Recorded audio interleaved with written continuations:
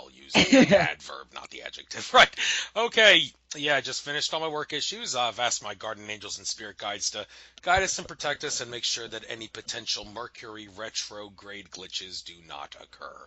So, Yeah. yes, with that being said, yeah, I got 3 shows in 3 days, and yours is the first. So I'm going to have to definitely ask them for a lot of help with that. So great to have you on. The Skype recorder is working. Yeah, this actually isn't live ever since Capricorn Radio shut down for reasons that I don't understand. I've been forced to do Skype to Skype, so no calling guests, no chat room. But look on the bright side, that does, in a sense, protect us a little bit more from potential Archontic attacks at the NSA. Not entirely, but a little bit more than doing an actual live show. Still want to That's do true. live I had a shows. couple of people that were trying to tune in. I guess they're not going to be able to. No, but they will be able to catch it on YouTube, and I do respond to as many questions and answer things and comments as possible.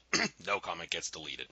So, starting off, Ra, I don't remember exactly when I befriended you on Facebook. When I asked you to be a guest, I saw you were already my friend. Don't remember when that happened, but I do see that.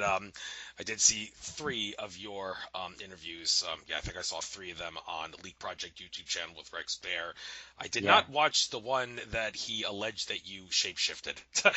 So I missed that. Maybe at some point you can give me, and anyone else who doesn't know what I'm talking about, a little take on what that was all about. I'm sure maybe it was just a trick of the lighting or something. But anyway, starting off, before we get into that, why don't you introduce yourself to those who don't know you? For those who have listened to the Rex Bear interviews, this may be preaching to the choir, but hey, that's all right. Introduce yourself. What have you been through that got you to doing what you are doing now, and all the rest of it involving your life story that you feel is worthy of talking about on this show. Please try to keep it educational, as I seek to expose the nature of reality regardless of whether it's a life story or not, for my guests. So you got the floor, your life story. Cool. I mean, definitely what you were talking about, I should clear up right away, with the shape-shifting thing, because it's an interesting topic, but it's one that has been really taken out of context and demonized in a way. And I'm not sure if it was a trick of the lighting or what, but on the night that it happened was the night of it's called the Lupercalia, or the what we call the Festival of the Shape-Shifting Rites. It's when back in the old times, the Etruscans, where my family received most of this information from, they responded to certain abilities by praying to wolf gods or praying to this god or that god. I don't respond to certain abilities that way by praying to ancient gods and all of this, or summoning spirits.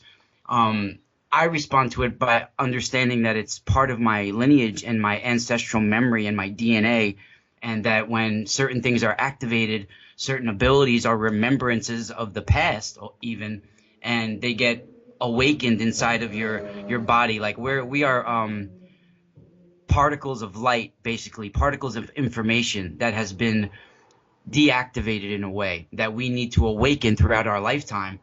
And being a Strega, which is what I am in my family, it's a hereditary thing. It's reactivating your DNA and certain dormant particles that are inside of you, different information that's just laying dormant, that we were basically given powers of the gods at the beginning of time. When we were born, Andrew, we had this divine spark of our creation inside of us. And I feel that our creators, these creator gods, these Draco, or whatever you want to call them, Anunnaki, whoever stepped in and manipulated our genetics, they did, in a way, unplug us. We originally were supposed to have 12 strands of DNA, and we only have the 2 strands now, but the 12 strands is just dormant, and we have certain abilities, certain powers that are just laying dormant, that we can still activate and plug back in a way. And my family has been about passing this on hereditarily, and when someone does inherit these ways, it's a powerful thing, and sometimes skips a generation, but when it is inherited, it's stronger each time it's inherited. And that night that they said that I shapeshifted, And now when we're talking about shapeshifting, we're not talking about like I turned into some kind of reptile or something. Like in the picture, you could see like my hands all of a sudden became like elongated or something, and it was like, I at first I thought it was because I had candles lit, the lighting of the camera, and all of this, but it happened to be on the night where in my family they celebrate these abilities. You see, in my family, we have these abilities where we can, on certain nights of the year, we call them the ember days. Typically, it would be on the solstice nights when the seasons would change, that we fall into our trance. Our souls would leave our body. We go into the astral, and we would have these astral battles where we would be fighting to not only cleanse the collective consciousness of our communities and our loved ones, but also to battle the forces that are trying to steal the abundance of Gaia. And what I mean by that is trying to steal, hurt the crops, hurt the babies being born. You see, because when we lose our soul battle on the soul plane, our astral plane, it affects the physical dimension. So if we are, say, in a way, neglecting what our soul hungers, then it will show in the physical dimension as what our physical body hungers. It'll show in that way. Say, like, if we treat our souls a certain way and we don't spiritually evolve, then it will turn into hunger and famine and drought on the physical plane.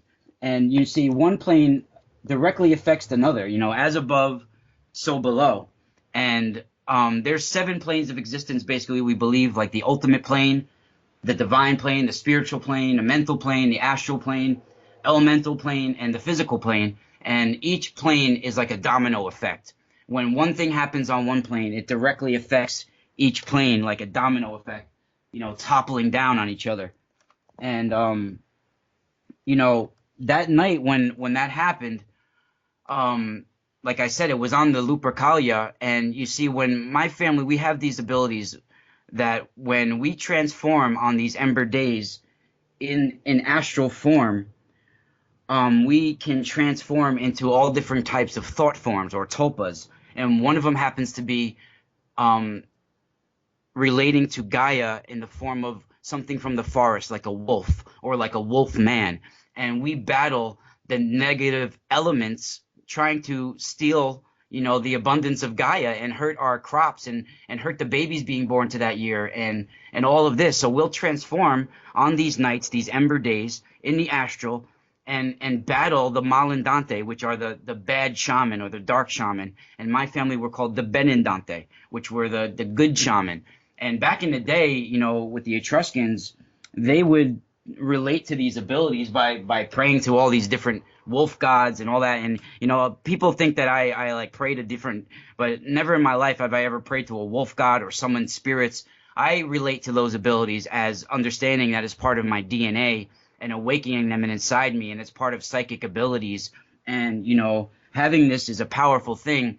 And I believe that we all can transform in the astral to certain thought forms and tulpas, and that somehow maybe in the video it was more than just a trick of the lighting. It was a glimpse of my astral form or something like that. That's why I let him put it out, because in a way I knew it was going to be controversial, and I knew it was going to be probably not even good for me to let it be in a video. But we discussed it in another video, and I let him, put it out. And, I could care less what people think, but in that way. And I think it was special that it happened on that certain night. And, I don't know if you want to add anything or if I'm talking too much or. Well, by all means, I'd like you to talk even more. I mean, you've had some pretty interesting things to say when you were on Rex Bear's show.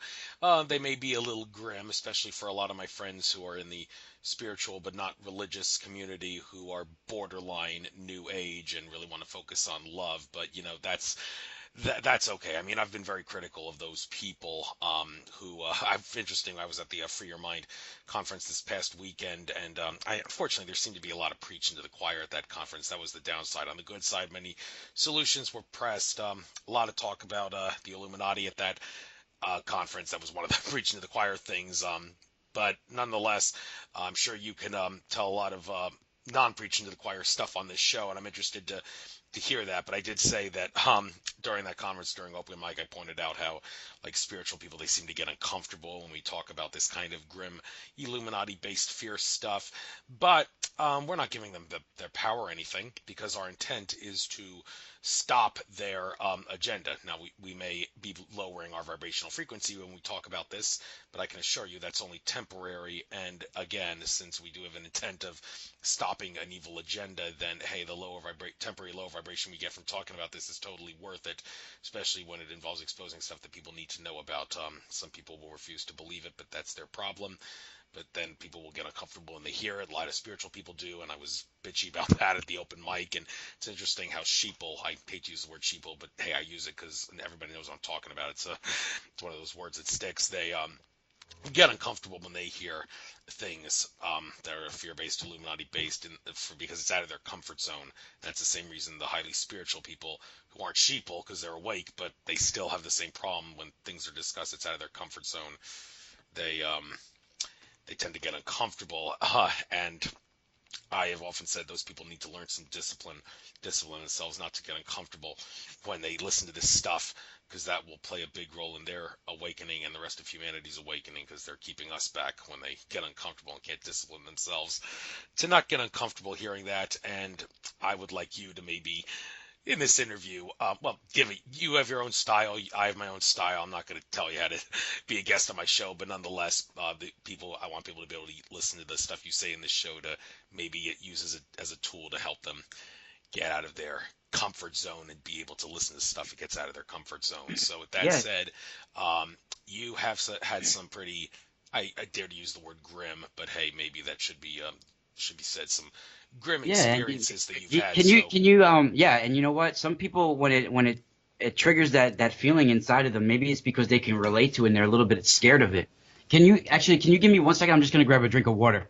1 second. Sure. I'll be right there. Yeah, I got my own drink of water. Even though I don't have to drink for some reason, I'm able to do these shows without drinking a lot of water. But hey, I have to keep it by myself in case my mouth dries. It could happen spontaneously. I've been eating a lot of dandelions recently, and they seem to give you a cotton mouth feeling. It's that time of year again to eat dandelions. I encourage you folks to do it. Here, it can also expand your crown chakra if you eat dandelions. Clovers are edible too, although that's mostly a survival food. But as long as spring is here and those flowers are popping up, might as well make the most of it. Gonna be going Yeah, to. it's crazy Oh, too. Sorry, I'm back. yeah. No, While you I were knew I gone, was gonna be talking for a while and I forgot to get some water. that's okay. While you were gone, I was educating people about how this is the time of year where certain flowers like dandelions and clovers that many people consider invasive weeds that are actually edible. I encourage people to start eating them to become more in tune with nature. But just thought I'd throw that out. But anyhow, Yeah, that's no, that's exactly what, my lineage is about, is becoming more in tune with not only yourselves and your spirit, but nature around you. And, just walking into the forest, I know I've said it before, just like hearing like frogs croaking by the pond or whatever, it's certain croaks that they made, certain, sorry, I'm sorry, let me shut that off. Certain croaks that frogs make near the pond, certain sounds animals make, it opens dimensions in the animal kingdom, and it awakens things inside of our DNA. It opens up dimensions, and the forest becomes alive, and it's amazing what's out there, Andrew. And the fact that people walk around their whole lives with blinders on is proof that we've been shut off in a way. And I feel it's because of our creators how this happened. yes, our creators did have to go through a lot of trouble to create all sorts of different kinds of, well, I shouldn't say trouble, they have a high consciousness, but maybe for them, even them, it was a little complicated what kind of experiences they can manifest themselves into the lower dimensions and realms, and they chose to put us on a hellhole prison planet called Earth for an experience. Well, I'm up to the challenge, and I know you are too. So, Yeah, well, you know what? I think that we're a planet that at this moment it's coming to its completion as a civilization or some kind of dimensional shift is ending and a new Earth is arising, if you want to put it that way. It's like the end of it's like completion of something. And I really feel starting in 1987, around that time, there was a shift, a dimensional shift of consciousness coming towards Gaia. And between 87 and 2012 was this shift. And after 2012, now this new Earth is emerging. And those of us that do not spiritually evolve and start to evolve with Gaia to raise the spiritual vibration of the planet will be left behind, I feel. And those of us that are exploring our consciousness and spiritually evolving, I think will spiritually ascend and a new Earth will rise, but there will be plenty of turmoil beforehand. And I feel like towards 2020, things will get really heated. And this might be one of the last good years where things will start to seem like they're really happening for some people. And then, from then on, I think it's going to be a real battle. no question. Hey, I guess I owe you an apology. I thought for a moment you were going to jump in on this interview talking about all kinds of doom and gloom Illuminati-based stuff like you did on Rex Bear's show, but hey, that doesn't seem to be the case. This is seems to be a more Hey, love-based tone. I could go any direction. There's the light and the dark in all of us. And what sometimes, I felt too with Rex. He's a buddy of mine, but he likes to get the juicy stuff for his YouTube channel, and I felt like that's what he wanted was some nice juicy stories of mine. But that's not the case with me. I'm not a doom and gloom kind of person. I'm a really emotional, sensitive guy, and the fact that these things have happened to me, I can't just sweep underneath the carpet. I need to explore and talk about.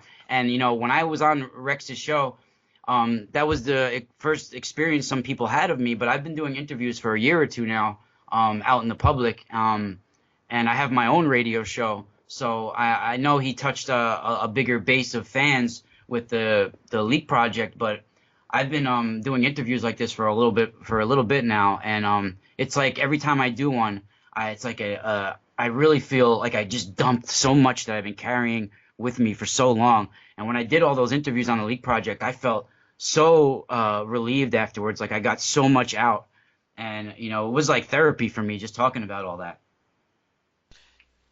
Yes, well, maybe we really don't have to go in that direction because that stuff's already out there. Subscribe to Rex Bear's channel, I do, but I must say a lot of the videos he puts out, I do skip over a lot of the fear-based Illuminati stuff, not because I get uncomfortable listening to it. I certainly don't. I just explained earlier you got to discipline yourself with that, but only because for me that stuff is preaching to the choir at this point, so there's really no point in watching it. But a lot of stuff he puts out that's of a spiritual nature is definitely worth watching. All the secret space stuff as well.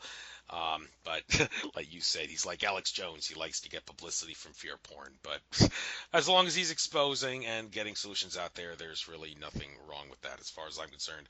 Gives humanity a nice wake-up call and kick in the pants. And if people get scared for it, well, they got what's coming to them for being asleep. So without further ado, let's go with some of the sites here that some of the things that you have on your site, which I'll probably use as a show. I assume And as a guide throughout the show. You want to say something? we could go into some stories and stuff too. It's just that I know people. It's good with radio too.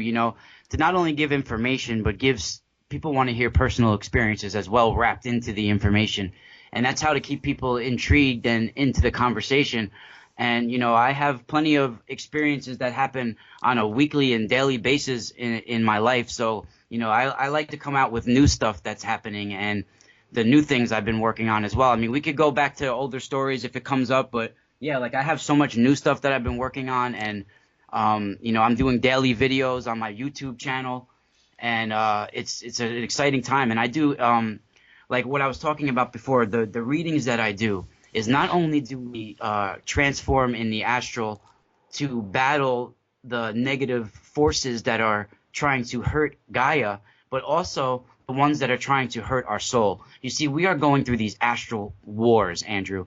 It's the battle of our soul. On a daily basis, all of us are fighting the light and dark that's spinning within inside of us, spiraling inside of us, always. We have these particles of good and bad, of smiles and frowns, of love and hate, always spiraling inside of us eternally. And it's that constant battle that we fight for our soul on a daily basis. And part of what I do is to help people fight these battles. You see, throughout our lives, we experience certain things that give us insecurities, certain things that give us self-doubt, certain things that are implanted in our minds from the first second we experience having peers, from having siblings, from having parents. The first conscious memories we have are people putting us down and making us feel insecurities about ourselves. And when somebody makes an insecurity in your mind, it grows in there. It gets inserted in there like an implant, and it's a thought form, and it festers, and it grows, and it could turn to its own boogeyman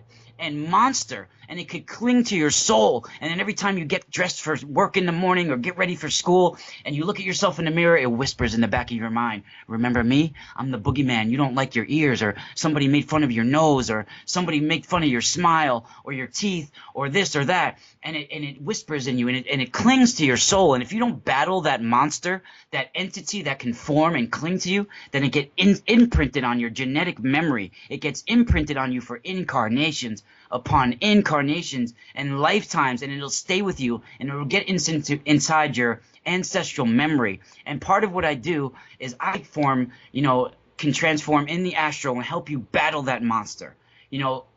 Overtake that monster, fight your insecurities to make you able to ascend and unlock your true soul's purpose. The reason why you've been put on Gaia is to spiritually evolve and help others to awaken as well. And if I can push people in the right direction, and then I've done my job. And that's what I do through my oracle readings and my DNA activation stuff that I do on my website, is I help people battle these boogeyman, these entities that we've created in our minds, in our psyche. Well, I was just about to go there, as a matter of fact. So why don't you tell us what the oracle readings and DNA activation is all about, how you do them, what's the magic behind you do them? It's not magic, it's metaphysics, I should say. So how do you go about that? What's that all about? You got the floor. Well, yeah, you know what? It is kind of magic in a way. I mean, Gaia is magic. I mean, it's the planet of manifestation. I mean, things just appear in Gaia. It's an amazing thing what we do, and we are all I think star soldiers in a way.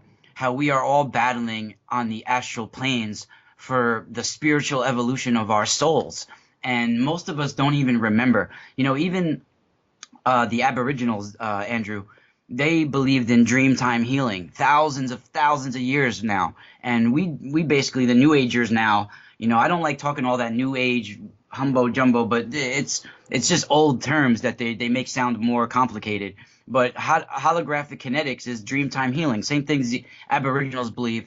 And Aboriginals called the dreamtime the alpha. That's the true self, is who we are on the soul plane in our astral form. You see, in astral form, we can travel light years. We can be everywhere. We can go anywhere we want in the astral form.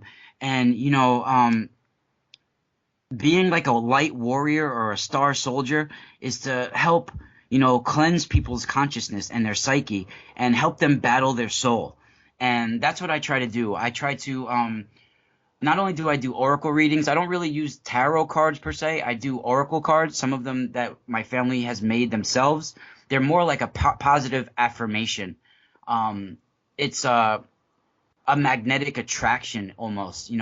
I'll listen to somebody talking, and I'll picture their birth sign over my pineal gland, and somehow, some way or another, some magnetic attraction happens. I'll see flashes in my images in my head. I'll get certain messages. Sometimes I can connect with loved ones that passed.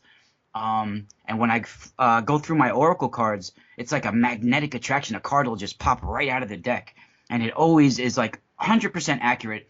It's just like the interpretation sometimes might be a little off. And then weeks later, somebody will be like, wow, when he said this, now it's making sense.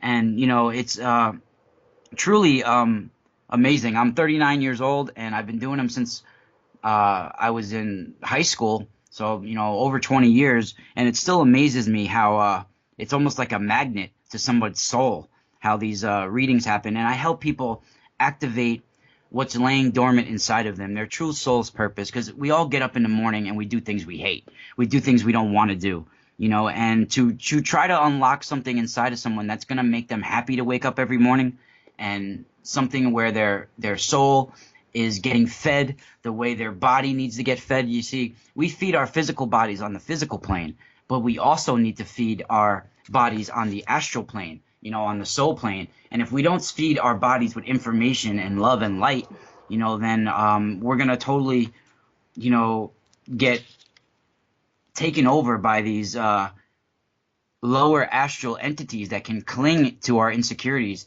and we're not grounded, and we go to sleep at night and we go into the astral and we're not grounded individuals, then like in Kabbalah they call them the takutonim type entities that can only see the lower realms, you know, and these entities truly get attached to us and cling to us in our astral state when we are not grounded. And like I said, they could get imprinted on our souls. And we were meant to be, you know, free spirits. We were never meant to be tamed. We were meant to be free. And we tame our consciousness from the beginning of time. You know, I feel that religion even was invented to put a prison on our consciousness. And in astral form, if you were to leave your body and look down onto Earth, you can see the Earth is surrounded by a pattern of cubes in circular form, and each cube is a prison for our consciousness. One cube is the Mormon church, the other cube is the Christian church, the other cube is you know, all these different religions are different cubes that lock in our consciousness so we can't ascend spiritually. So we always know we have controllers, we have a God that controls us, we have some kind of ruler, some archonic influence that's ruling over us, ruling over our spirituality, you know, so we can't be free spiritually because they're telling us what to believe. They're telling us who controls us. They're telling us anything that happens on Earth is the will of God, right? The will of your controller. You know, I really feel that some of the information that resonates with me too in the Law of One books, because I feel like I've read many different channelings, and I feel like a lot of these channelings, they have some bull crap mixed in with some really good information. You kind of got to weed it out.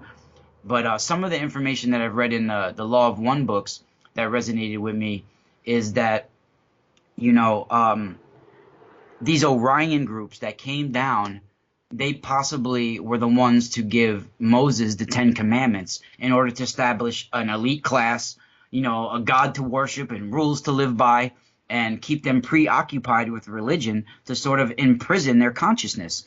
I mean, that really resonated with me when I read that, and I felt like it was on the right track when I heard that. And I don't know if that's something you can relate to as well. Oh, I can definitely relate to it in many ways, and more of that stuff, magical stuff, seems to be happening as time progresses and Earth's vibrational frequency rises, and we all keep doing our best to go along with the ride. But specifically with this oracle reading and DNA activation, DNA activation in particular. When it comes to activating DNA, it's interesting. There's many meditations that people often try to do it. It seems like I think 528 hertz is the solfeggio frequency that's associated with DNA activation and in lighting up the codons of sorts.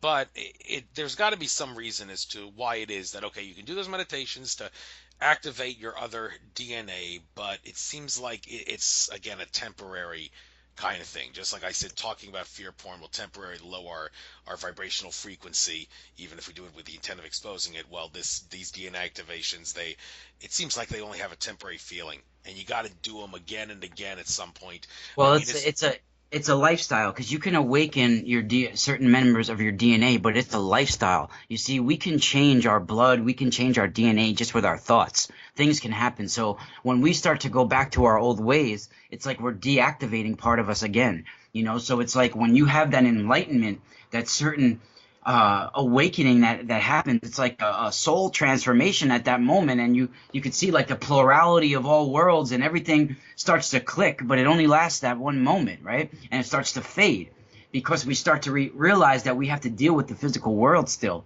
We can't live by all these ways that we just unlocked, and how everything really works. We got to go back to this controlled society, and everything in Gaia, everything that's matter is controlled. Even like I've said before, electricity, it's the control of electrons. We're controlling electric electrons, like everything, every form of energy we control somehow on this planet. And it's like I feel that our prime creators, the ones that genetically manipulated us at the beginning of time, at the beginning of our creation, that they realized we basically had this divine spark of our creation. So they made these astral guardians to watch over our divine spark, or watchers. And I feel that this is truly what the watchers and what these ancient gods that we were programmed to worship truly are.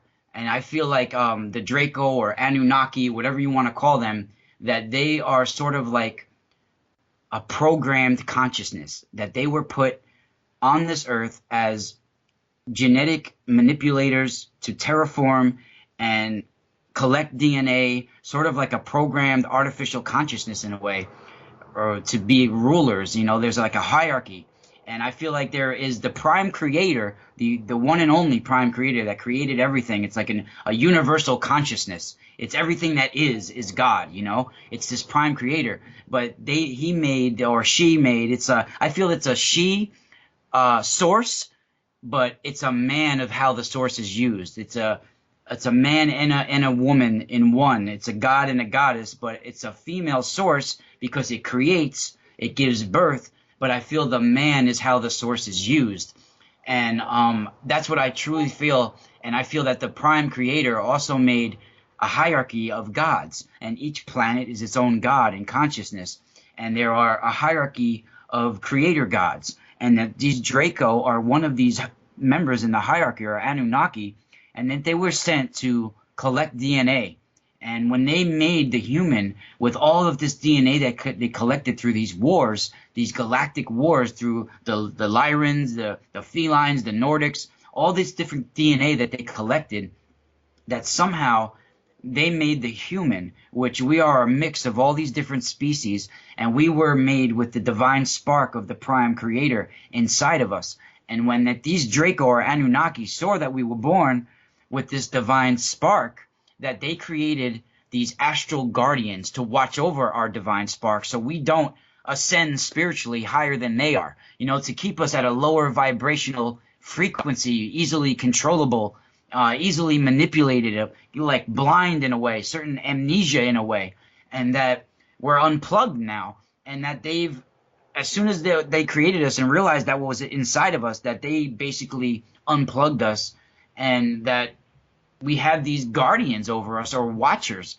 And I even feel that when this hierarchy, even like beings like the goddess Diana or Diana, you know, or goddesses and gods that we worshipped in ancient times, are these astral gods or guardians in a way that are watching over us so we don't spiritually ascend. And when they did start to intermingle with us and did start to mess with us in a way, you know, that's when they became demons to us, into our consciousness, or daemons, or Goetia demons, or these evil spirits, because they were never meant to intermingle with us. They were only meant to watch over us. Yes, and that, since you mentioned the thing about Lyran Wars, Orion Wars, I really want to get into that. You did get into that with Rex Bear, but that's definitely something I like talking about on my show whenever it comes up in conversation. But before we get into that, You mentioned like Anunnaki and Draco. A little bit of a debate here. I want to see what camp you're in. A little debate as to what is the Anunnaki, and is it just the Draco? Well, my understanding, this is the camp I'm in. Zachariah Sitchin, his first three books, very accurate. That's not me talking. That's Akashic Records reader Andrew Bartz is talking. Accurate in terms of the events, anyway. Not really the time periods and the timelines, but the Anunnaki, yeah, there is a planet Nibiru, although ET contactee Mark Kimmel recently said that it self-destructed. Nibiru did, so make of that whatever you will. But anyhow, the Anunnaki, they did come from Nibiru and genetically engineered humans. They weren't they didn't come here on a mission to shield their planet's atmosphere with gold. No, they were actually lured here by a higher dimensional entity of the in the Middle East area, and the gold was like the mining was not to shield Nibiru's atmosphere, but to like bring entities into like the machine on Earth. That's what Andrew Bartz has said. You'll have to check out his interviews with Lance Yeah, White. I know, and Yeah, I tap into the holographic in a way, and it's a different way of interpreting things, and I agree with some of what he's saying. yeah, and the Draco, they allegedly, according to some of what E.T. Contactee said, made an alliance with the Anunnaki from Nibiru at some point, and you would have to combine like the work of Zachariah Sitchin and the work of David Icke to make sense of that. Although David Icke, interestingly, he was duped into believing that Zachariah Sitchin was a fraud and a disinfo agent, so maybe that's why he wasn't really able to connect Sitchin's work with his all that much, except for the general thesis of genetically engineering humans. But yeah, that happened, and the Anunnaki, according to Andrew Bartz, they are actually out of our reality. The ones from the Nibiru are not in our reality anymore. James Gilliland's even confirmed that. And I mean, there's still some Dracos on Earth, but they've massively decreased in population, according to what those in the ET contactee field, like Rekus and Lineage and Tolek, have to say about their bases being destroyed and all. So right now they're scurrying like rats in a basement, to quote Ted Well, Maher. there's hierarchies, and and some of them when they are called like the Naga, or they are when they mated with humans, and they're part reptilian and part human. But you see, there's different hierarchies of the Draco. I feel like the Draco and the Anunnaki are kind of one and the same, but there's hierarchies, and they're basically these astral thought forms or tulpas that were created that are all getting lumped in and clumped into one category. And I feel that these astral tulpas or guardians, that somehow they can be released and incarnate as humans as well. And so that is a whole nother, see, people want to even I think Zachariah Sitchin's work too. I think it's about like 80% accurate. Like I really feel it's a lot of it is accurate, but you know, it's also too that some of it, you can't really put a time frame on certain things, and certain things that are happening, that I feel that even the information that he's translating, you know, how do you know that it was accurate information, that it was even taken from the translations? You know what I mean? Like the information that is put in cuneiform, how can you tell that that's accurate information that was put there?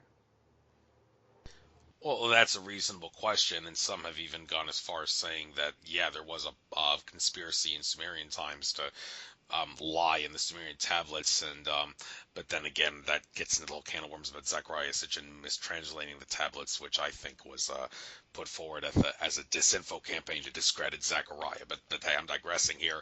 I do want to point out though that the whole Orion Wars thing, that's very significant even in our present day, as the Star Wars movies of George Lucas lore, they're based some of the battles, they're very realistic in terms of what happened in the Orion Wars and such, and Lucas was no fool, he knows the name of the tune. And I'm interested to see what the episodes 8 and 9 coming out in like late this year, and then in 2019 the episode 9 is supposed to come out at some point, what it's going to show and how much it's going to tie into our into our reality, but you've talked about the Orion Wars on Rex Bear's show. So for those that aren't familiar with this, what is that story all about?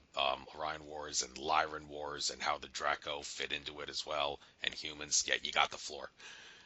Yeah, and that's why I really don't watch TV and movies too much because I can't.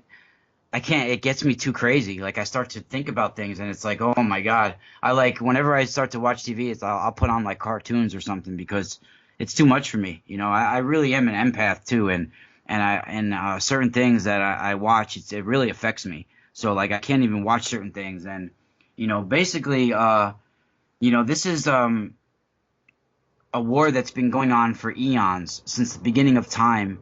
And I'm not saying I have all the answers. I only have certain things that I'm able to pull in, and it's my interpretation of what's going on. But these wars have been about DNA from the beginning, and about our cosmic currency, which is our DNA and our genetics. And even light is like encoded particles of information, and dark is lack of information, not having the information.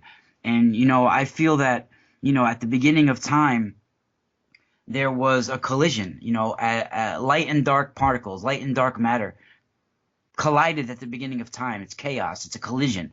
And ever since then, everything in the cosmos is a reflection of this collision. There's the light versus the dark in everything we do. And I feel it's a reflection of what's happening in our universe always. And all of its inhabitants are always the battle between light and dark. Whatever you're going to be polarized towards, the light or the dark. Is it the good or the bad, the heaven, the hell, the smile, the frown, the love or the hate? It's in everything. And it's in the cosmos. And I feel that at the beginning of time, Prime Creator, like I said, he had made these creator gods. And or she had made these creator gods, whatever you want to put a label to it. It's androgynous in a way. Prime Creator is, I mean, how would you label Prime Creator? It's maybe like a female source, and then the male is how the source is used. Well, that does seem to make sense to think of it as mostly feminine energy dominant. I would have to, if I don't know, if it, for some reason, I feel this in my heart. If I was the creator and I needed to make one side more dominant than the other, I wasn't allowed to make it pure 50-50. I do actually think it would make more sense to make the feminine side a little bit more dominant, because it seems like the male side has, no offense to my people of my fellow gender, but the male side seems to decrease consciousness to some degree. It's interesting how on one of my recent shows I said people say we need to balance out the left brain and the right brain, but when they say that, does that mean balance it out 50-50?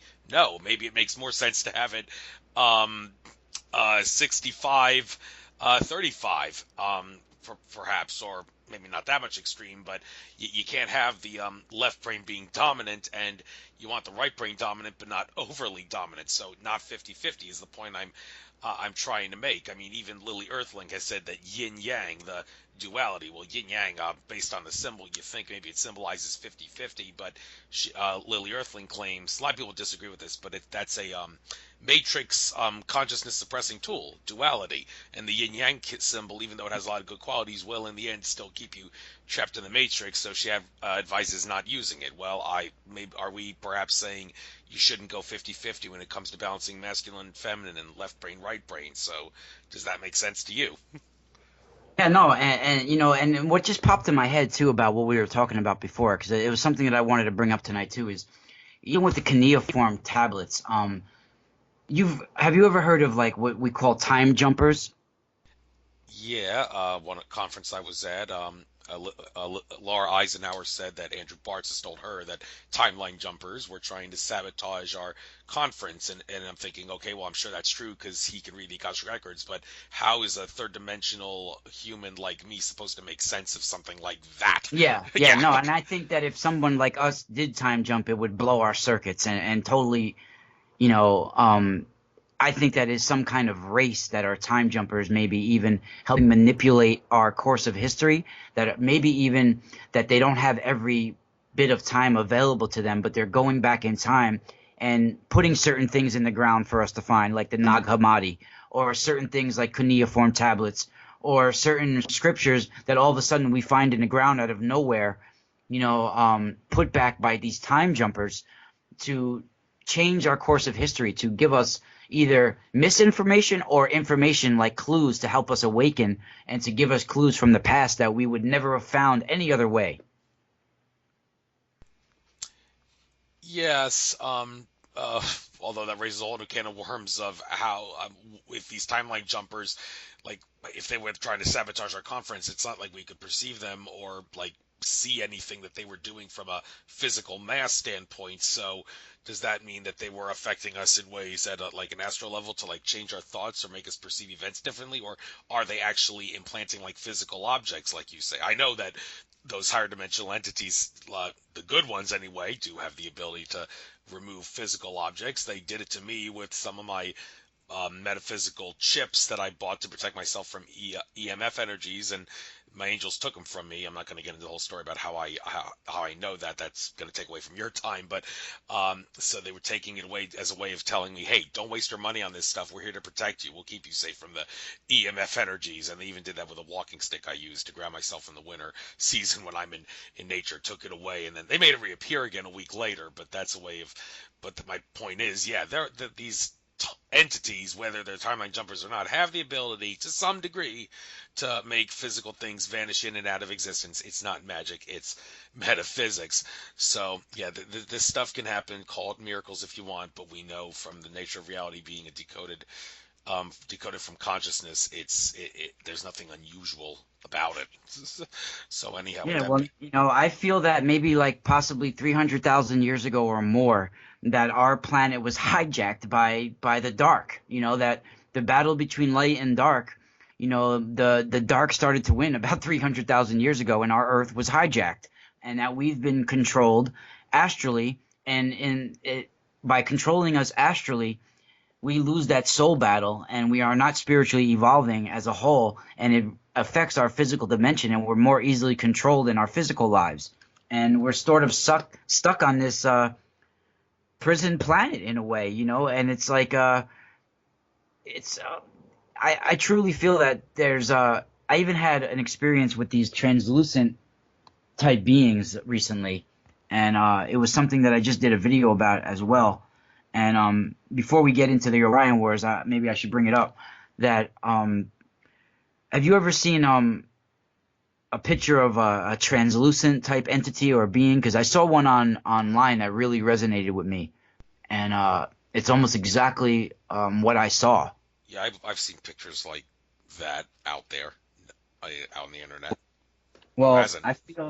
I feel that somehow, um, maybe when I meditated on it earlier, and the information that came to my head and that I saw inside my head was that somehow I feel like on the moon, which I feel is an which we Strega believe is an astral base. It's a way station between realms. That there is a, if you want to call, sort of like a soul recycling center, some kind of where your soul gets purified and the light, the encoded information that's inside of it gets stripped down and basically extracted and blanketed and renewed. And somehow I feel that these beings on this, you can even call it like an Anu recycling center or some kind of Draco recycling center, where our souls are being, the information that's encoded in it through our ancestral line, the light, the informations of light, the particles of light that have information in it from our ancestry and from everything that we've awakened within our lifetime. When we pass and we have to pass through this lunar realm, we go through this recycling center and these different realms and mazes, and somehow I think that the light is extracted, and these beings, these translucent bioluminescent beings, are encoded with light, but it's like they're recycled and renewed, where they have no soul yet. They're just information inside of a humanoid or something, and they get caught between realms, and they somehow appear in our third dimension, and they're craving a chemical reaction. You see, like Luciferin is a compound that creates bioluminescence, but it needs another compound like a photoprotein for a reaction.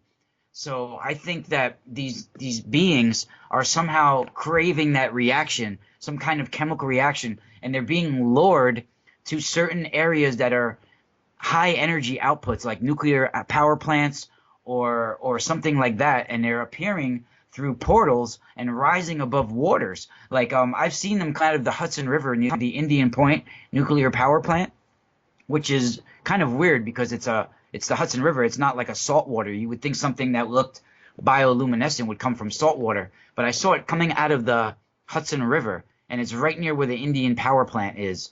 And it was only in our atmosphere for a split second. I saw it walking towards me, about 300 yards away, and it looked like it was looking directly at me as well, and it faded out. And I've heard other people, mention that they've seen these beings as well, and they almost look like particles of light inside of a humanoid almost. It's interesting, and I think that it has something to do with high energy areas, and that maybe they're these souls being stripped from this recycling center and somehow getting lost in between realms. Yes, I remember John Lear talking about this soul recycling center. A lot of people think Lear is a nut, and they use this as an example. But hey, it's not unusual at all to think that the moon could be used for something like this if the Draco and the Greys that are subordinate to them have. Well, the moon, whether you want to believe it or not, whether you want to call it a recycling center, it's a lunar realm. It's sort of like a program that runs. It's technology. There's no way the moon can be that way naturally. There's no friggin' way. If you want, we could talk about it from every angle. Just the way the the eclipse happens, the way the sun fits perfectly, that doesn't happen naturally. The moon was brought there. There's no way that can happen in any natural forming anything. And it's hollow. It's been proven it's hollow. I mean, the thing rang like a gong when they dropped something on it for hours. I mean, there's no way that can happen natural forming. I mean, you think that can happen from a whack theory or a double whack theory, that something can form so perfectly like that from getting smacked by a rock?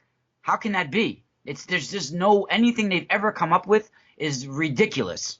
So we've believed since the beginning of time. See, us Strega, we learned this information from the Etruscans. The Etruscans got it from the Persians, and the Persians got it from a mysterious star people. This information has come down from, ancient times, and people have died over keeping this information alive.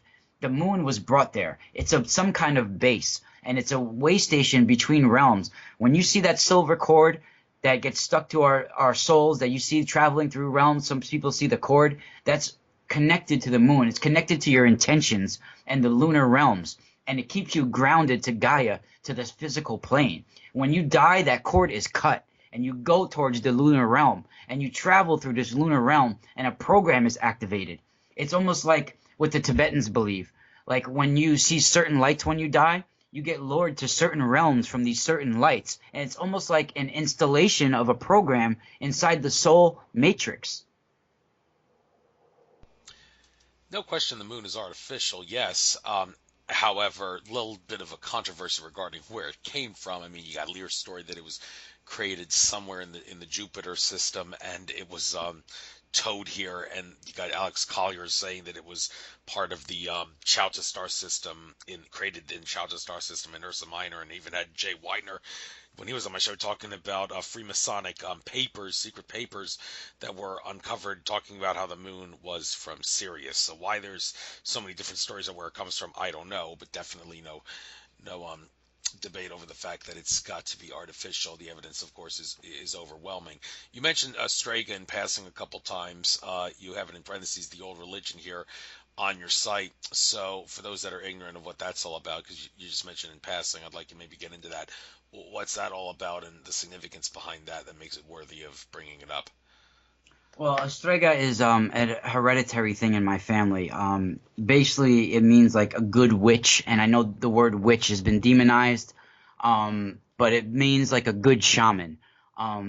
It's someone who is a herbalist, a dream seer, a dream prophet. It's hereditary lineage thing. It's not like what you would call Wicca or modern witchcraft. It's more of really a hereditary belief where it's ancient star lore. You know, it's lore that's been passed down from the Persians all the way to my line and near Lake Nemi. And my family, we're called the Benendante, or you know, which means like good shaman, you know. And there's dark shaman called the Malandante as well. And we've been at war with each other in the astral form for thousands of years, protecting Gaia and the fruits of Gaia.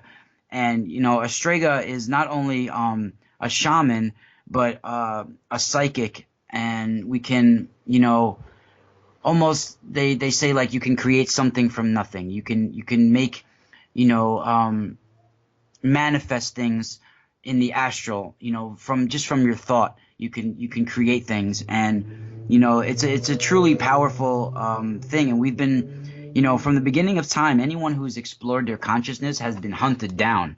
You know, and my family back in the day, you know, were hunted down just for exploring their consciousness and saying that there was more than just us, that there was, you know, more out there. You know, they were burned alive for it. And nowadays, if you explore your consciousness, you're abducted by the military, and they wipe your memory, and they sample your DNA. You know, and Strega is about awakening our true abilities, and being a shaman and a dream seer and a prophet for yourself and humanity and Gaia. Thank you. And let's go back to DNA for a moment, talking about junk DNA. Well, it shouldn't be called that, you seem to suggest on your site. But my question for you is, when it comes to these people on our planet that can be referred to as superhumans, because they can do things that the average person cannot do. One simple basic example that I've often used: guy who can take a gun out of a side pocket, and in a split second after he takes the gun out, just aim it, not put the gun up to his eye to aim, but on from his side, aim it at whatever he wants to and hit it with one shot easily. And he can do this regardless, and he's of like the object that he's trying to aim for. And he's, for all intents and purposes, a superhuman, since nobody can do this. And there's also the whole levitation thing from a metaphysical standpoint of superhuman qualities, people that can levitate and such. But my question is it that the reason these people can do these things because they have junk DNA that's active, or is the DNA just No. the tip of the iceberg? It's something else. No, I feel that a lot of these magicians that you're seeing, they're making contracts with Goetia demons, or what you would call a daemon or a demon, and you can summon them and evoke them, and they'll do you favors. They'll do things for you, and they'll appear where someone can't see them, and they're helping you do a trick or some kind of trick of the mind, or making you look like you're doing some kind of magic trick. But there's a price. You know, you have to pay them. It's not just a one-off. You know, you have to give your will over to them, and you can summon them. And they're specific Goetia demons that are attached to people's certain months of the year, and certain, you know, whether they're nighttime or daytime demons, or you know, and then people evoke them and get favors from them.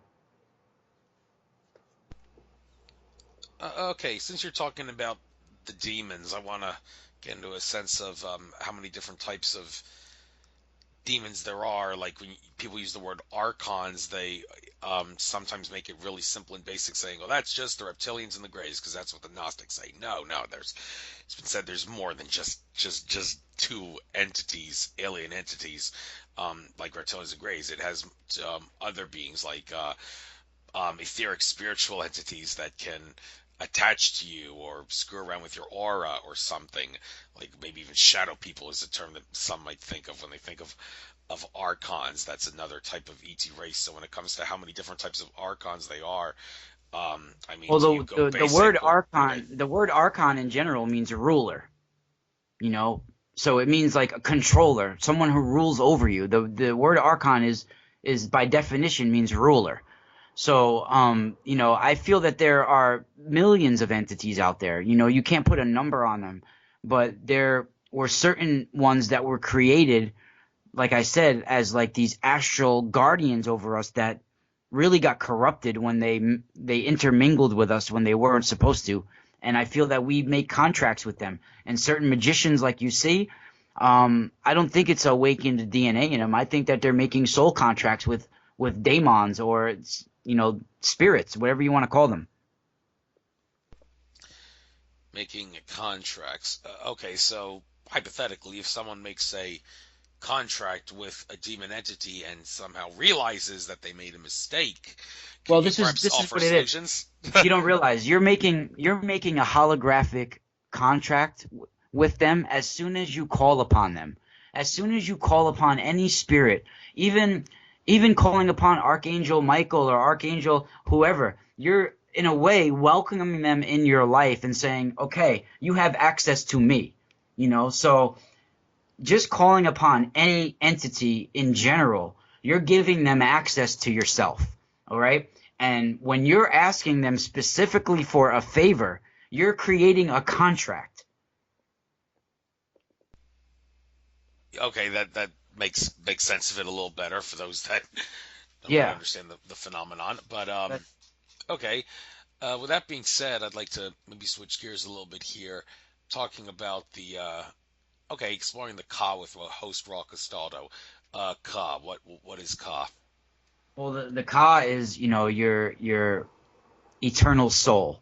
And exploring the Ka is my YouTube channel. I do daily videos of experiences I've had, certain things that I pull in from the astral, and certain things that I talk about on my radio show.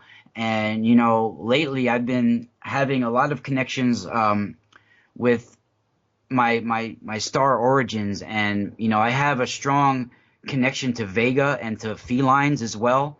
And these feline beings are interesting because the first time I ever saw a feline being uh, was when I was in Long Beach, California in 2002, and it was the only time I've ever seen one in 3D. And since then, I've had these astral visits from them, and from my understanding is that they're coming in from somewhere near the Kuiper Belt, and they talk through symbols astrally. First of all, it's through knowing, like you see certain symbols and certain things in your mind, you'll look in their eyes and it's a knowing what they're saying, and it's like a feeling, and you just know what they're saying to you. But when they hear certain things in our language, like certain sounds like my name, like Ra or Ah or Ka, like exploring the Ka, they really resonate with that Ah sound. It's like that vibrational tone of it is they really resonate with it.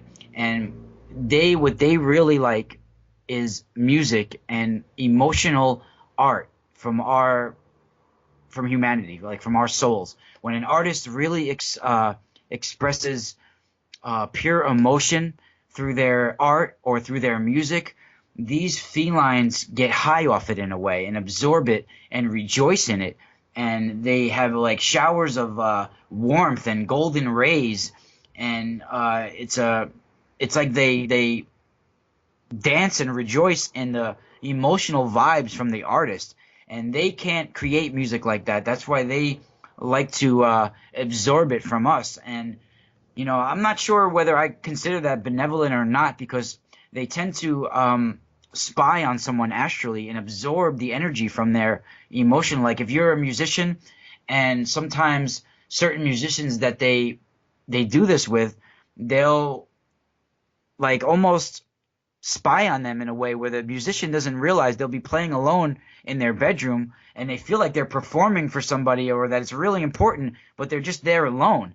And it's like these beings can pop in astrally and absorb that emotional, artistic, creative vibe, and they love it. And recently, when I was doing an oracle reading for someone, where I do their star origins, I had this. Usually, when these felines appear to me in astral, it's through like a golden ray, like some kind of rays of gold. It's a golden experience, but this time it was very white and fierce and blue and tundra-like. And the being's name was almost like hunger. It was Hunga, and that's the way we would pronounce it in our language, is Hunga. And this was, I think it was associated with this lady I was to do a reading with, and I was preparing for her reading, and I have to do the follow up next week, and it's interesting because I feel like these beings, the way I look at it, that they were chased down through these Orion wars and chased from their original planet, which is Lyra, and that they have sort of like, oh, they are master geneticists as well. They can be genetic creators, but they also have this wisdom and warrior spirit about them where they're really into like soul technology and soul information and spiritually ascending, whereas the Draco are more of a programmed warlike domination of infiltration type, terraforming type, society where they're on some kind of mission to collect DNA and to harvest, other souls and terraform whole planets and rocks. And these Lyrans or felines, I call them the Fila, they have been chased down for eons, basically, and they ended up on Mars for a time, and they were at war there for a very long time, I feel, before they had connections to even ancient Egypt, and where these beings came down to Egypt as well. And that now they only visit us through astral form. It's very rare that they come in our third dimension because it's very heavy. The atmosphere is very heavy for them. And one let themselves be known to me in the third dimension in our actual physical plane in 2002. And I was playing guitar in the apartment that I lived at, and at that time, like I've said in other interviews, I went through like a couple week span of supernatural experiences, like where I was led out to Long Beach. Like I just took a bus out of nowhere from New York to Long Beach in 2002, spur of the moment with the clothes I was. It took me 4 days to get out there, three nights and 4 days, and I just took a bus out there with no plan. I just felt like I needed to be out there, and when I got out there, I went through like a couple of weeks of supernatural encounters, and one of them happened to be with this feline. And I was playing in the apartment I was staying at, and I was looking out the window, and I felt like I was all alone in the apartment, but I felt like what I was playing on guitar and singing was so important, like I was performing for a crowd. Meanwhile, I was all alone in there, and I looked out the window. All of a sudden, like I had this slowed down feeling type experience where everything just slowed down for a minute, and I looked out the window almost like in slow motion it felt, and I looked at the apartment complex across the alley from me, and in the window of the apartment across from me, which was an empty apartment, by the way, it was like for sale, there was nobody in there because I checked it the next day, and it was an empty apartment. So across from the alley of me, I looked into the apartment there, and it was dark inside, but you can see the silhouette of this big lion-headed being, and it turned real slow motion like and looked at me, and like for some reason I just didn't get scared. I didn't feel weird. And it's interesting because always outside that building was this tree outside, this big huge bush-like thing, this huge tree though. It's like 2 stories high, and cats would always fall out of that tree, and cats would always be around that building for some reason. It's like that old movie from Stephen King's Sleepwalkers. Like there would always be cats gathered around that one apartment area, and for some reason, and it makes sense now when I saw that being that night. And for a split second, I saw him, and he turned his head and looked at me, and I felt that presence of an ancient wisdom. And I don't know if I saw it fade out, but something or another, I ended up playing music again, and I went like right to sleep after that, and like didn't even think twice about it. And like it was very warming, and it like put me at ease and like put me to sleep because I went right to sleep after that encounter. And since then, they've come to me in astral form many times, and I even feel that these orbs in the sky, these reddish orange orbs, are connected to them, that they somehow can travel through, and they have certain crafts that look like these reddish orange fireballs, and it can be like 8 of them, and then all of a sudden there'll be one and then 8, and they move around the sky. I got videos of it one time, and I have it on my YouTube. Interesting. Encourage people to check that out. Maybe I'll check that out myself. But this feline race you're talking about, people that think you're crazy, I'd like to point out George Kavaslis did talk about a feline race in ancient Egypt when I had him did a private session with him way back in November of 2013. So yeah, there is definitely truth to feline race interacting with humanity, and it's even shown in the architecture. A lot of cat stuff around there. Cats are Yeah, pretty. I mean, people can, think it's crazy, they can think it's not, but if they let their souls go there, you can experience it. If you even picture like Merkaba or certain symbols over your pineal gland, you could tap into other realms and other dimensions and to the Kuiper belt as well. And if you actually just let your soul go there, if you meditate and you're in the blackness and you just let your soul go there, you'll see faces will start to come from the blackness. And you can tap into the holographic universe that's out there. We all have access to it, Andrew. It's just not, some people just don't. They've been programmed in, and from the minute they've been born, that this is crazy, and it's been deliberately programmed in us. Interesting, and you point out the Kuiper belt. What's the significance behind that? Because Stuart Swordlow mentions the Kuiper belt a few times, talking about how that's where the all the instructions for the whistleblowers like Assange, Snowden, and Manning are coming from. If you can believe that. Well, you'd have to check it out, his presentation Really? for your mind. Yeah, he says Kuiper belt is where the something is controlling the whistleblowers on planet Earth, he claims, and I'm wondering, does that perhaps tie into what you just mentioned about the Kuiper Belt? What do you see as the significance of the Well, I Kuiper think Belt? that's certain. I think that's certain. It's almost like a safe zone or something that certain beings are projecting themselves from there, and they've been chased. I feel like these felines have been chased, and especially for their genetic material. And Gaia is sort of like this big storage facility for DNA, and it's like a giant experiment planet. And we've been hijacked, and we have to take the planet back. Yes, and people need to work at an individual level to take themselves back before they can expect to be changing everything around them as a reflection on their individual self. But hey, that's the way you eventually use the individual to empower the collective, and because one person can't change the whole world, it's not easy. Like, whether there are certain people that you could consider exceptions throughout history, but even they, a lot of people around the world are apathetic, which is comprised mostly of the word pathetic, that aren't who aren't even affected by significant people doing significant things. Well, we're locked in prisons. Our consciousness is our prison. Like I said, with like even in astral, they call it like if a cube is a prison, just like in our in physical realm.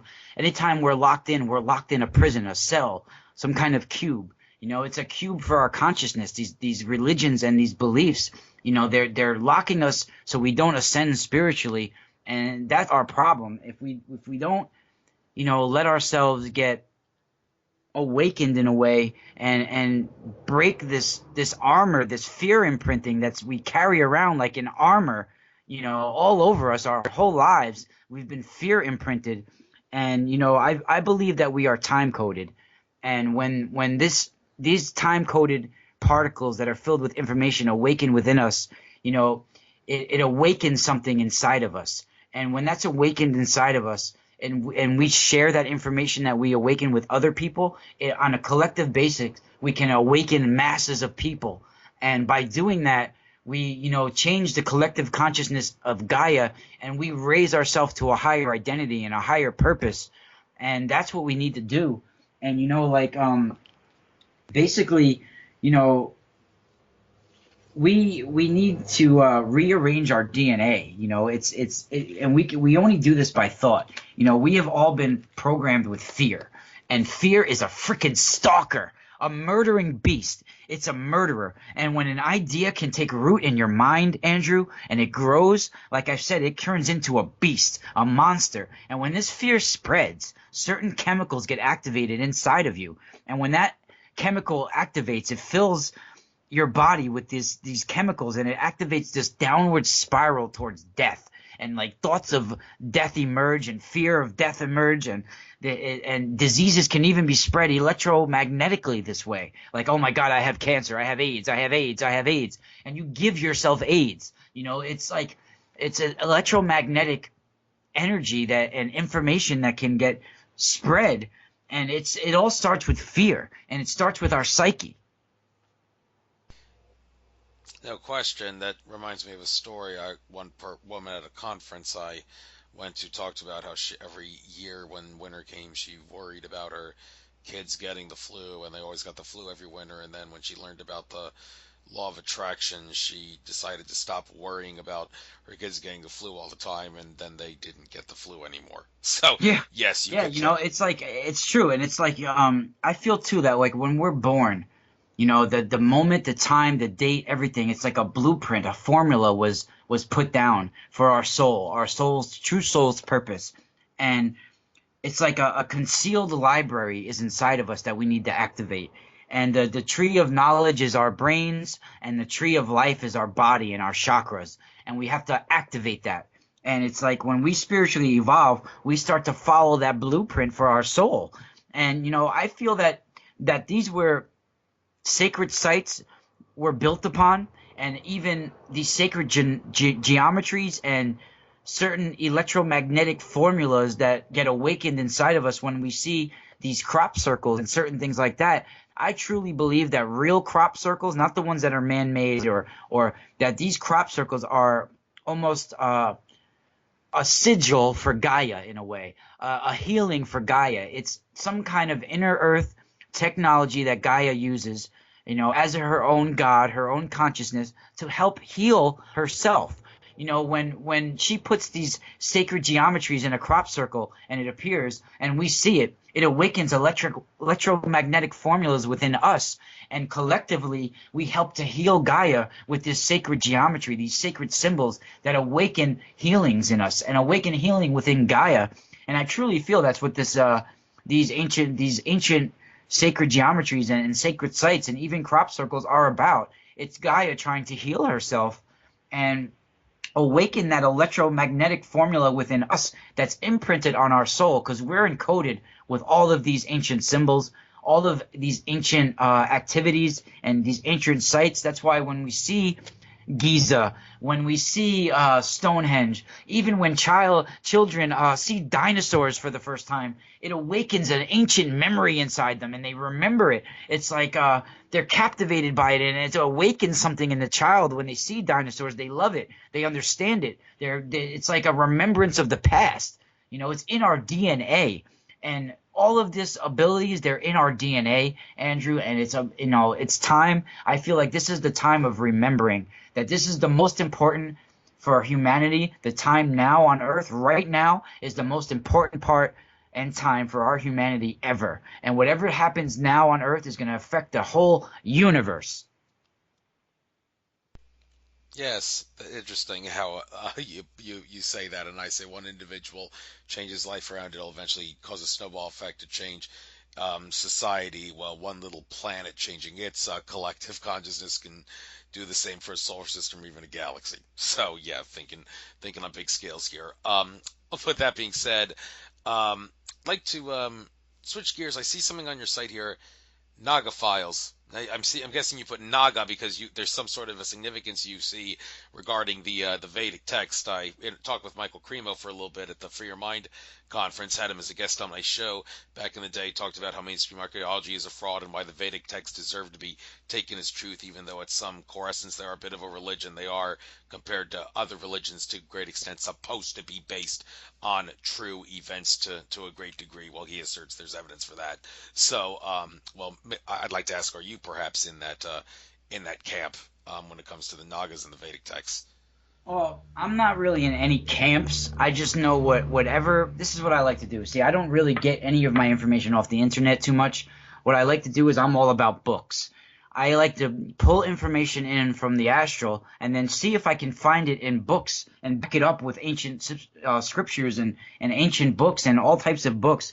And that's how I connect the dots in my research.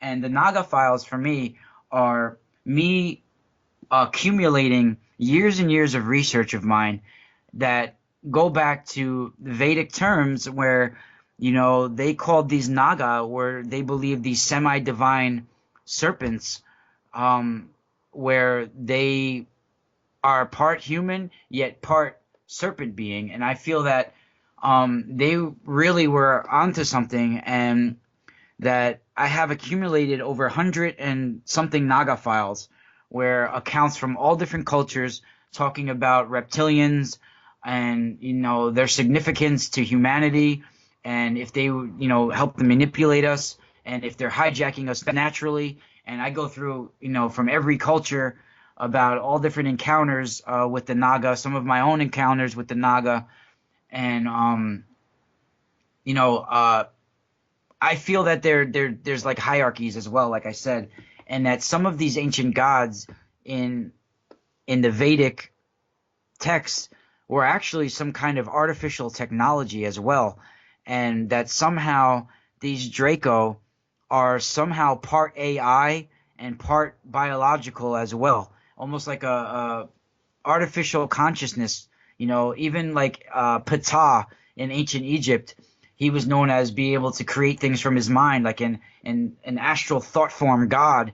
And he was always seen as amphibious with scales, and he was always carrying this staff, and the staff on it looked like something with Tesla coils at the top, and it was some kind of technology. And I really feel that these ancient beings that are talked about in ancient Egypt, in these Vedic ancient India texts, that they're talking about these Draco or reptilians, and that when the reptilians mated with humans and or genetically manipulated humans, that they created this half reptilian, half human type being, and that they were living underneath subterranean areas, especially in Benares, India, where they have Patala, which is their reptilian netherworld, and it's underneath Benares in Benares, India.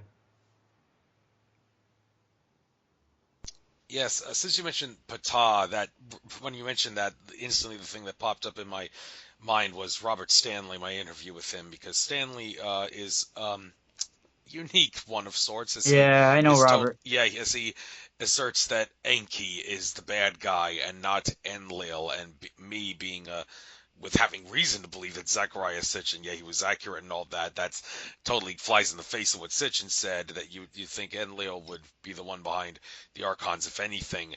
And he talked about how Ta, one of the things that Stanley allegedly did to connect the dots, he seemed tried to.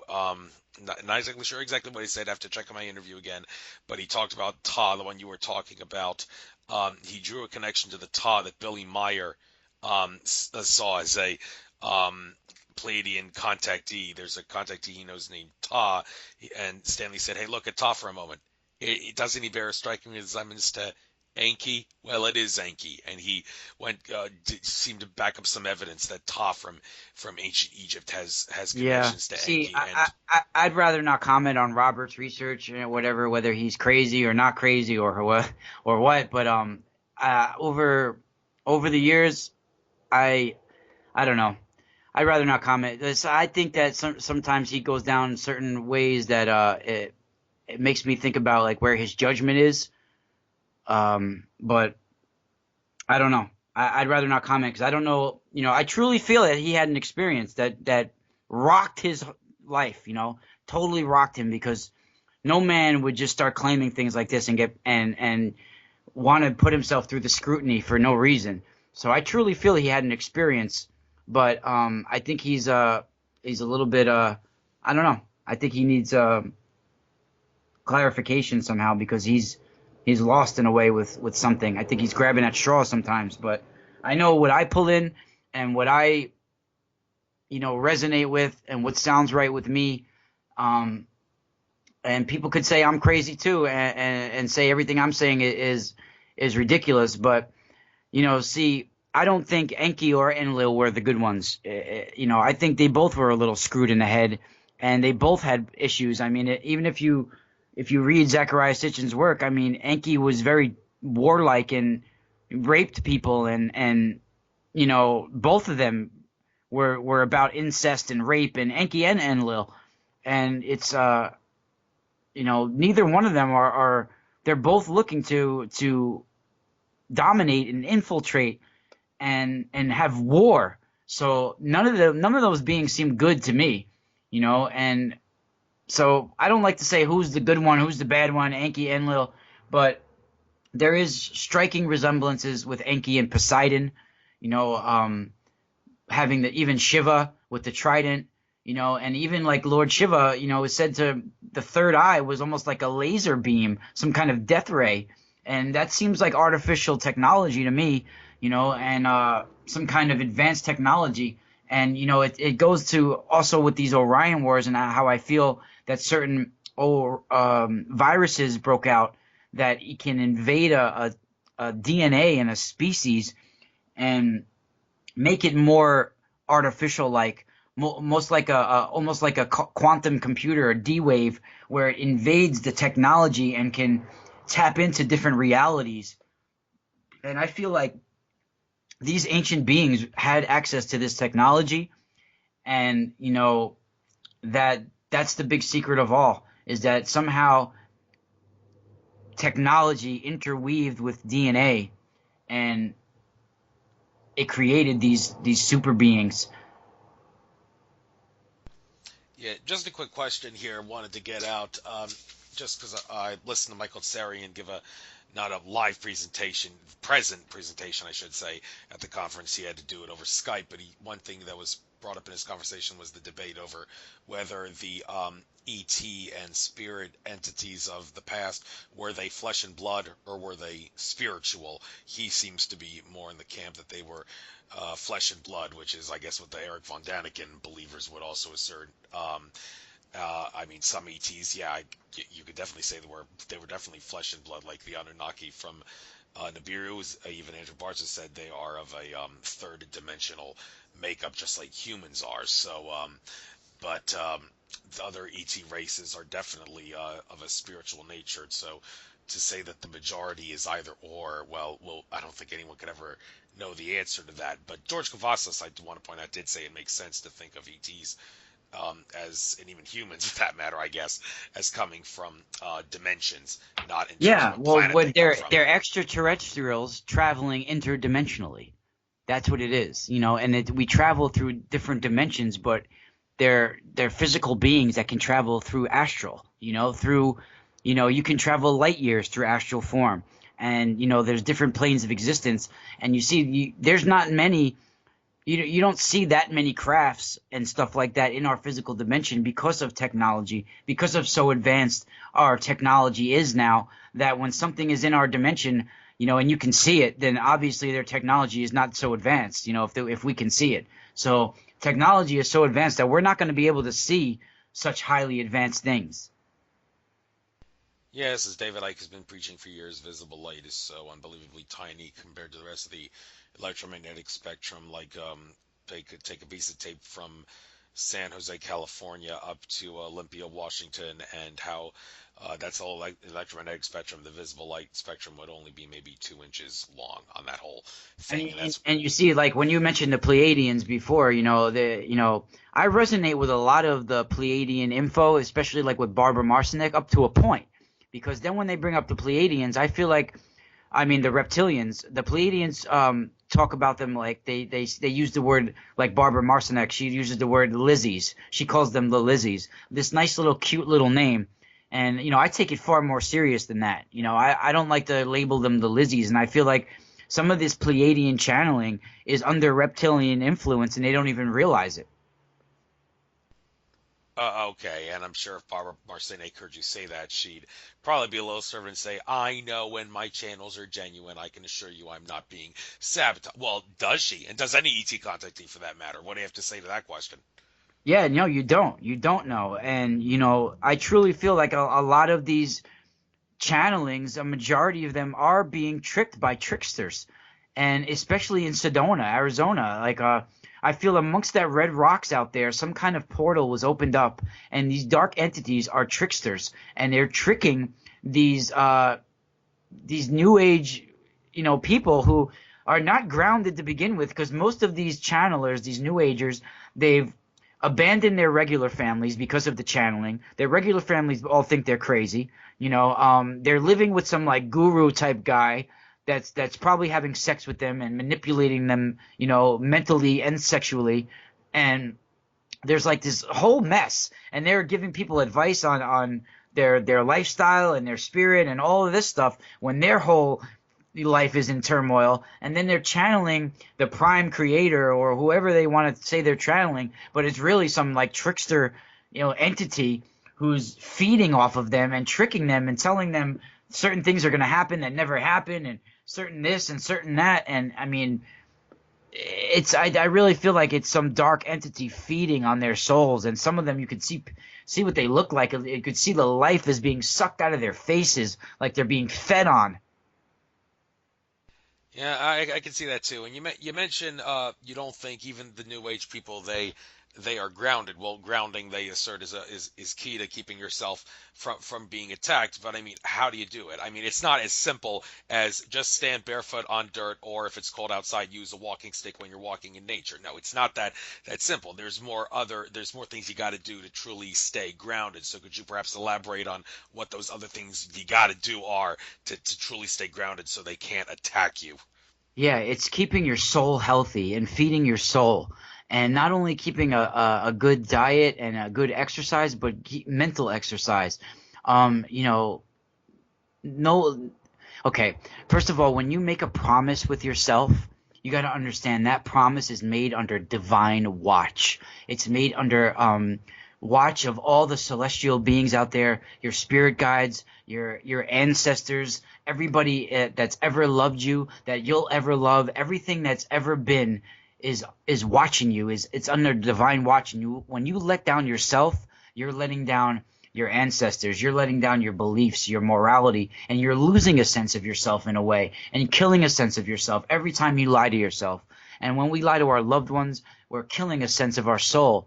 And when we judge people, when we do anything that gives us insecurities, we're creating monsters, we're creating dark entities, and we manifest this in the astral form by going to sleep in turmoil, going to sleep worrying about bills, going to sleep worrying about if this one's cheating on me, or if that one's cheating on me, or if this is happening, or if that's happening. And we go to sleep at night and we're filled with all this turmoil. It will affect our soul, and it will affect our oversoul. And our oversoul truly knows what our true capabilities are and what our higher purpose is really meant to be. And when we get in contact with these higher realms, you'll know, because these beings will applaud you. They'll be happy for you, and they'll almost tell you like, "We're happy you made it. We hope you come back to visit us." It's like it's a warming experience. But like when you're introduced to these other entities, it's there's always some kind of how do you put it in a way? For me, I can tell it as soon as I know if there's like some kind of trickster or some kind of entity that's not good that's approaching you. You can feel it. So I don't understand how certain people are tricked by these beings and welcome channelings, because I think channelings in general are really scary and really something that most people should not mess with.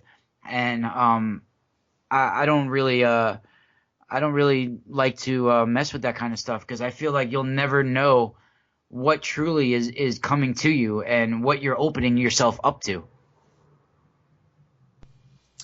Well, then you may not know what you're opening yourself up to, but then again, you have to be flexible. You have to experiment in life. And interestingly, I mentioned Mercury retrograde at the beginning of this show.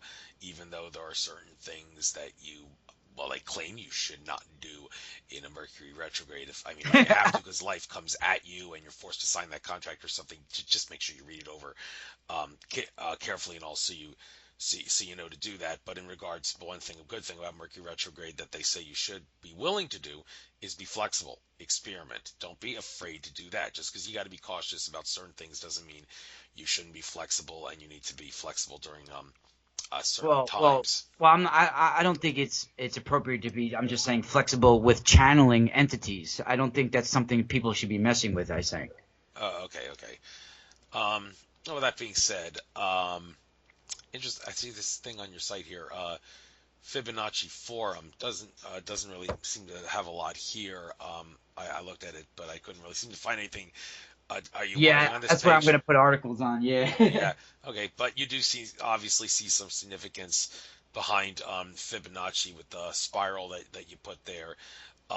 So I guess we can have a little bit of a classroom-like discussion about what Fibonacci is, high consciousness level math class, if you will. So for those that don't really are really into this, why don't you explain it just as, and also why it was significant enough you believe to warrant a title on your Well, I page? feel like everything in life, even music, is mathematics. It's everything. Every sound makes a vibrational frequency, and universe responds that way. And the spiral pattern from the spiral galaxy to the spiral on the snail shell to the spiral on our fingerprint, it's in everything we do, and it's like the spiral of life. And that's why I even do my show Spiral Radio.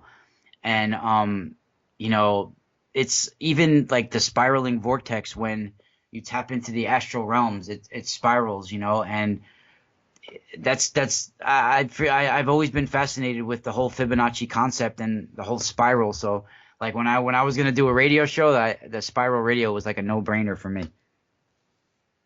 Yes, just like how for me, Nature of Reality Radio was a no-brainer title for me because nobody seems to have a more difficult time understanding the nature of reality. If you have a difficult time understanding it, don't worry. I can assure you that mine are still greater. That's the reason I am the host of this show, and I'm sure that you would say, don't worry about your difficulties understanding how the spiral has so many significances in our reality. I can assure you that my difficulties are still greater than yours. Well, I don't know. Maybe I can assure you that mine are more difficult than yours because I'm trying to understand the nature of reality about everything, including spirals. So, well, with that being said, could you help make, with what you know, make sense of why this spiral is so prominent in our consciousness, in our universe, with the shapes of galaxies and the mathematical drawings like Fibonacci? Why is that? Could you perhaps offer some theories? You know, I truly feel like it's part of how everything was made. It was like some kind of technology where it's churned like butter, almost like that spiraling nebula. How it's formed is how it's like the cauldron of genetics, the cauldron of everything. And it's like I think that's how we were formed. That's how the creator gods made us. They churned us like butter in this cosmic nebula, and somehow a cosmic sea was formed, and some kind of creation came from it. I do like that that idea that that's could explain why it's the case. With that being said, when it comes to universal genetics, I mean, the creators, the founders, there's different ones that each have a different job. And you mentioned the Anunnaki earlier. Now, George Cavazos, when I had him on my show, he tried to clarify what Anunnaki actually means because that word's been thrown around in so many different ways. And he tried to make sense of it by explaining that the term actually refers to a hodgepodge of different entities that could be thought of as the children of a universal geneticist entity known as Anu, and the Anunnaki from Nibiru are just one faction of Anunnaki, and which I guess makes sense because they are a universal geneticist, to what they did with humans, combining their DNA with Homo erectus DNA to create Homo sapien. Although that's just the tip of the iceberg, of course. You mentioned Lyra in the whole Orion Wars thing. That's where humanity is originally supposed to have come from. And what happened with what the Anunnaki did, that is just one tip of the iceberg regarding what humanity is and why humanity is genetic royalty, as people like Alex Collier say, which makes sense because read an article called Characteristics of ET Races. Out of all the star systems on there, Lyra seemed to have the biggest hodgepodge of different ET races. And when you realize that humans are genetic royalty and they originally come from Lyra, so say people like Alex Collier, then, well, doesn't it make sense that Lyra would have the biggest hodgepodge of different ET races on its list compared to all the other star systems in that article? So could you perhaps help people make sense of what I'm blabbering about here? Yeah, and like I say, I really feel that what's laying dormant inside of us, other ET races fear. That we are this amazing creation that others fear. And that's why we've been shut off in a way. And when we lose, battle for what our soul hungers for, we lose what our physical body hungers for. We lose the nature of reality. We lose our nature of reality is when we lose what our soul is hungering for. And these Lyrans and Vegas, these other beings that are inside of us, we have in us, even the Nordics, all these beings that we've picked up time, that our DNA has picked up over time and that we were created with, have made us this immense, powerful being that is probably feared amongst other races. And these Lyrans, this feline race and all the stars surrounding are very powerful. Vega in particular is a star that I have a lot of connections to in my ancestral line as well. And Vega is a star in the Lyran constellation, and there's a lot of planets that circulate like circular around Vega, and one of these planets have these plant humanoid type beings, and these plant humanoid type beings basically are part of us as well. And the plants that we see on our planet are seeded from Vega, from this planet near Vega.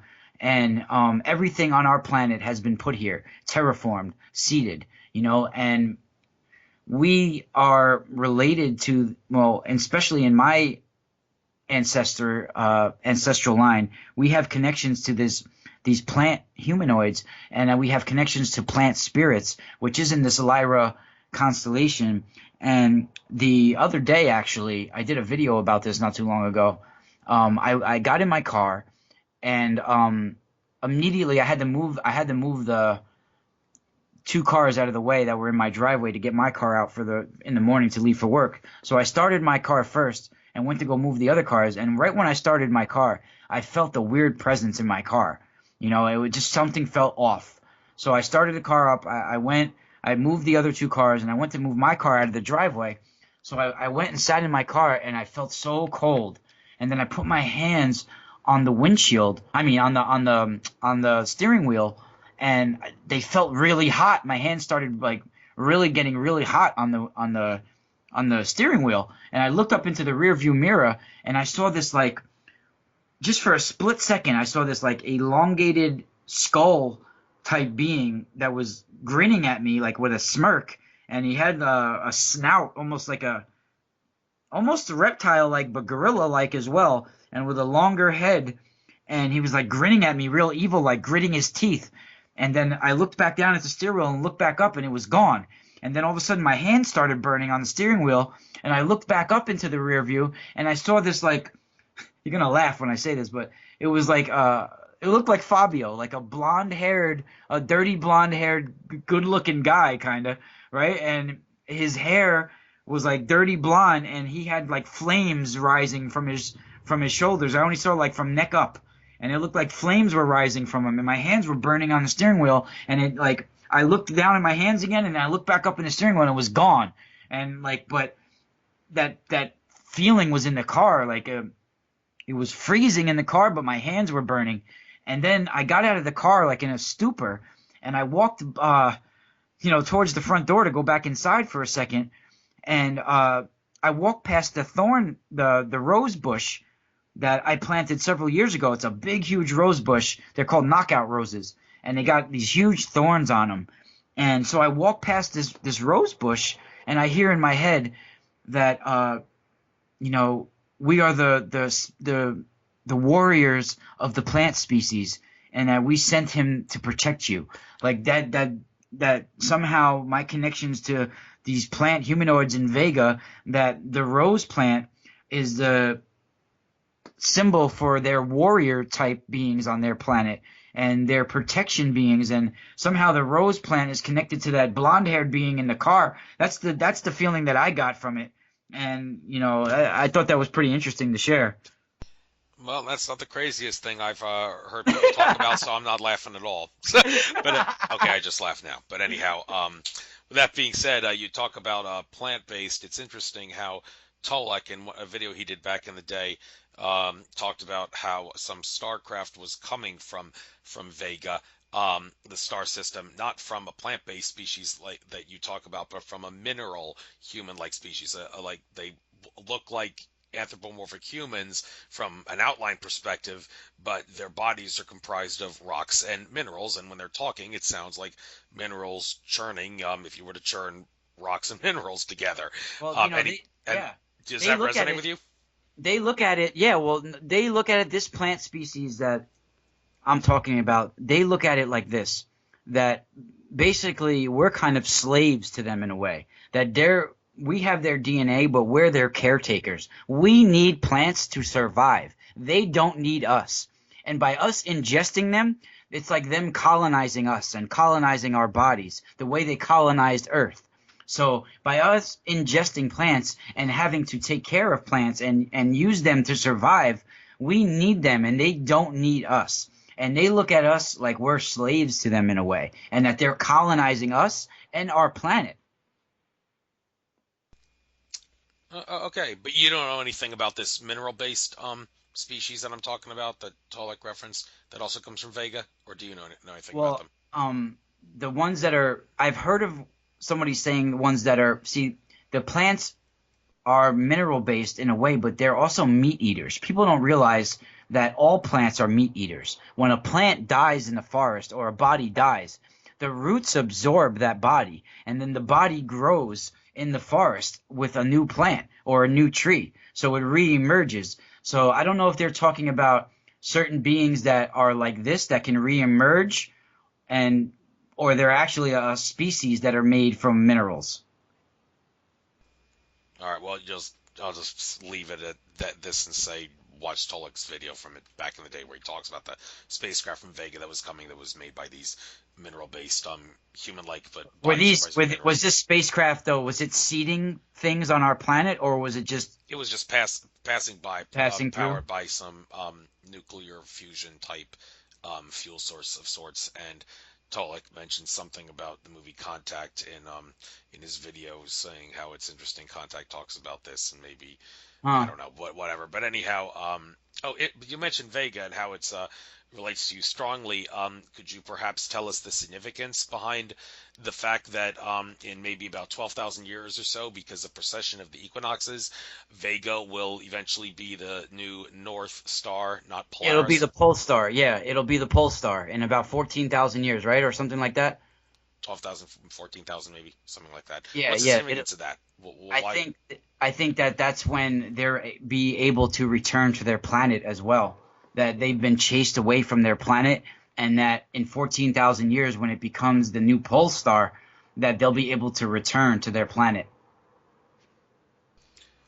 Okay, okay. And do you by any chance know the significance behind Polaris being the current North Star? I mean, I don't know if it's significant, but that's in Ursa Minor, the little bear. I mentioned that earlier as a possible place, the Chauta star system in Ursa Minor. Alex Collier says where the moon was originally created billions of years ago. So I don't know if that has anything to do with the Polaris. Maybe it's a different star system, but do you know anything about ETs from Polaris and how it ties into being the pole star? No, I haven't that too much connections with Polaris, but I know like from what we consider where the star lore that we learned, Strega, from the Persians that were passed down, was there were four royal stars, that ruled over us like watchers. They were gods, they were ruled over us, and they were like the four cardinal points of astrology. And that basically like these gods had powers in their own consciousness, and that the star Aldebaran, which was the watcher of the east, basically, he watched over and he marked the vernal equinox, and you can evoke them in your own psyche, and he was the watcher of the east, basically, was Aldebaran, and Regulus was the watcher of the south, and Antares was the west, and there was another one for the watcher of the north, um, and these were also like certain towers that are seen as to watch over us from a tower. They're watching from their tower above us, and they guarded the heavens and earth, and they had certain ranks and watchtowers. And, this is also used to evoke the watchers, or to evoke these watchers that within our own psyche, we evoke them from certain stars that watch over us. And that, I think that's what we confuse as, watchers, and different angels are possibly just different ET races coming down from certain stars. Right, and it would be a big mistake to associate one star with one ET race, like you mentioned, Aldebaran. Many people would hear that and instantly think of the Nazis and reverse engineering. So you'd think, okay, so that must be malevolent ETs that allowed for that to happen, because if it was good ETs, they would never allow for something like that for the Nazis to do that. Well, that it would be a big mistake to say that that's the only ET race that comes from Aldebaran. I mean, you mentioned earlier about how maybe there's two different races from Vega, like the planet and mineral-based type, and like Zeta Reticuli has more than one species of gray, and even Earth. Andrew Bartz of the Akashic Records said 18 species of reptilian alien influencing our reality here on Earth, and only one is malevolent. And some people may think, well, wait a minute, there's Dracos, there's Hydras, there's Syrian aquatics that are all bad. Also, there's more than one bad race. Well, Andrew Bartz has told me when I addressed that with him at the conference that all the different subraces of malevolent reptilian groups here on planet Earth, they're all clones of the Alpha Draconan reptilians, and he, for whatever the reason, sees that as just one race. But my point is, even here on Earth, you would make a big mistake associating one star system or even one planet with one group of ETs. Well, Nibiru, yeah, even Nibiru. Tolek, in his interview with Alfred Weber, said the Anunnaki are like what the French are to planet Earth. Just one group of people is what the Anunnaki are to Nibiru. Just one group of people living on Nibiru, or well, ETs. not only, yeah, this cloning thing, I'm glad you brought that up, because I feel that star children, crystal children, indigo children are being cloned. And that is a big problem that's happening. And a lot of people that you see in New Age society now, and a lot of people that are out there manipulating people's chakras and doing these readings, and a lot of the readings that are going on are actually cloned indigo children that are really put out there to negate the regular indigo children and the true star child, that children that are out there. That's definitely something I want to research a little bit further. It seems kind of new there. Maybe if I ever get Mary Rodwell on my show again, I'll bring that subject up with her, because she's really big on that Indigo Children, Star Children thing, but not to the extent that you seem to have discussed it about the clones. All right, it's 8:02 now. Been on for a little over an hour and 50 minutes or so. Maybe we'll just have one more question and then we'll end, call it a night. Want to talk about the present day and what's in store for the future. In regards to 2017, the significance of that year, a couple different things I want to throw out. Alfred Weber described it as, this is a year when the 21st century ends. Everybody will be able to look back on this year and say 2017 is a significant year because everybody remembers blah, blah, blah happening in that year. I don't really know if there's anything that happened this year so far that everybody would remember as that. I mean, Trump firing the missiles at Syria is really nothing new when it comes to everyday Illuminati global operation. Although I just want to point out, Benjamin Fulford did say that Trump is being blackmailed, and he was blackmailed into doing that. Fulford said that the NSA told Trump, if you don't fire the missiles, we're going to release and show the whole world video of you raping a 12-year-old girl many years ago. Okay, you folks can make of that whatever you will. I'm just throwing it out there. But anyhow, 2017 is supposed to be significant. Everybody will remember this year as being that. Andrew Bartzis said this is the year when hope dies. What he means by that is, like, since 2012, people have said, "Oh, I'm going to be saved by the Andromedans. Oh, we're going to ascend into higher crystalline ascension bodies where everything is like utopia, like all that's going to happen, and you'll be saved by some ascension or ether races." That's not going to happen. In 2017, people are going to realize that this year. And also Franco De Nicola. Last thing I want to point out before I give you the chance to talk about what you see in this year and the future. Franco De Nicola, I listened to the interview I did with him about 3 years ago, and he said this year, 2017, is the year. What he says is significant is that this is the year our souls will resonate with 5D consciousness. Not our physical bodies, that's going to take some more time, but our souls anyway will resonate with 5D consciousness, and D stands for dimensional, and he does differentiate between dimension and density. That's all a new can of worms, but he says 5-dimensional consciousness, our souls will resonate with that at some point this year. So I babbled long enough. Why don't we end the show on this? What do you see for this year and the future? You got the floor for about maybe 5 minutes or so. Yeah, I mean, and we can always get into this another time with my life story and certain things. I know we went probably on a whole different rector, but you always can have me back, or we can do this another time. We don't have to like cram everything in. Oh, okay. Well, you don't have to cram everything in, but still want to give your take for the purposes of this interview. Yeah, no, 2017 I meant future. before. I remember before you were like, "Oh, give your life story, this and that." I know we went totally on a different, like, down a different tangent, but yeah. But what I see for 2017 is a lot of stuff that even with Ivanka Trump, I think that there is something really specific about her, that she is in more control than we realize, and that she was also created almost sort of like created for this purpose. She might have been this might have been a plan from the beginning to have him come in to have this woman be in control. And I think that Ivanka Trump is gonna play more of a key role than people realize, his daughter. And I really feel towards 2020 is when things are really going to get bad, and that this year is actually going to be not that bad of a year. It's towards the end of this year where things are going to really start to form and take hold. And if we don't start to awaken and really come together as a people, then nuclear war is possible. And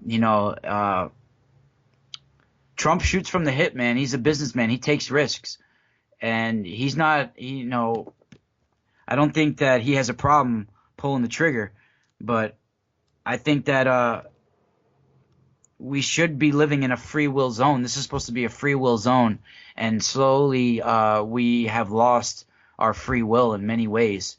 And I think that this is going to be looked back as one of the last good years for humanity for a long time. Okay, but sorry, I got to continue because since you mentioned that just briefly, a lot of people say, well, you're out of your mind suggesting that because all the metaphysical evidence suggests we are on a positive timeline, and astrologically speaking, you got Pluto in Capricorn, which signals the destruction of everything that does not stand in humanity's best interests. So where are you making a prediction that flies in the face of that? Well, in order to have a new Earth arise, a renewal, there always has to be destruction before a renewal, right? Well, does it have to be a Nibiru event where it's catastrophic, or can it be a smooth transition? But if it's a smooth transition, does that mean it's going to have to take much, much longer than it would if we had a Nibiru event, which basically woke everybody Yes, up to? I agree. I Uh, agree. I okay. agree that that's why certain things have taken longer than we thought, because we're trying to transition it smoothly.